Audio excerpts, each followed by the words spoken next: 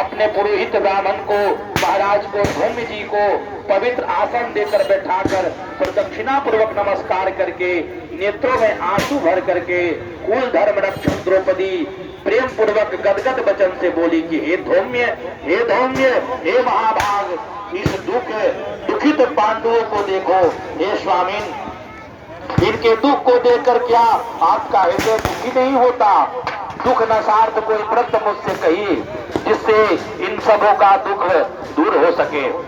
थोड़े ही समय में इनका दुख नष्ट हो, ऐसा कोई व्रत हमसे कहिए जिससे हमारे स्वामी पृथ्वी तल पे, इस पृथ्वी पर सुख भोगे, सुख से रहे, जिससे शत्रु का नाश हो, निज राज लक्ष्मी वापस मिले।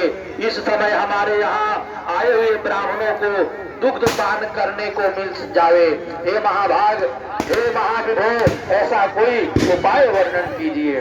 द्रौपदी के यह वचन को सुनकर वैशंपायन जी जनमेजय जी से कहते हैं कि हे ब्राह्मणों में श्रेष्ठ महाराज धौम्य जी, प्रसन्न होकर मुहूर्त मात्र ध्यान स्थित होकर द्रौपदी बोले, द्रौपदी से उनके पुरोहित धौम्य जी बोले कि हे पंचाल पुत्री, एक उत्तम व्रत को सुनो, जिस व्रत को पूर्व समय में नाग कन्या को उपदेश से सुकन्या ने किया था।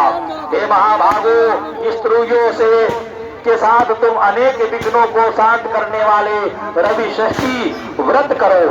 द्रौपदी बोली कि हे मित्र, आपका कहा हुआ व्रत कैसा है? इसकी विधि क्या है? इस व्रत में किसका पूजन होता है?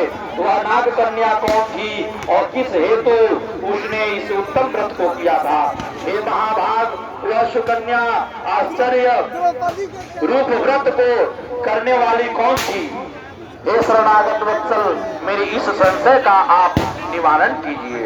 इस भांति द्रौपदी के प्रश्नों को सुनकर के धौम्य जी बोले कि हे देवी, सतयुग में एक शर्याती नामक राजा थे, जिनकी 1000 स्त्रियां थी, जिनसे एक ही कन्या उत्पन्न हुई थी। उस राजा के कन्या को छोड़कर दूसरी संतान न होने के कारण वह कन्या अति प्रिय थी। वह पिता के घर में वृद्धि को प्राप्त होने लगी।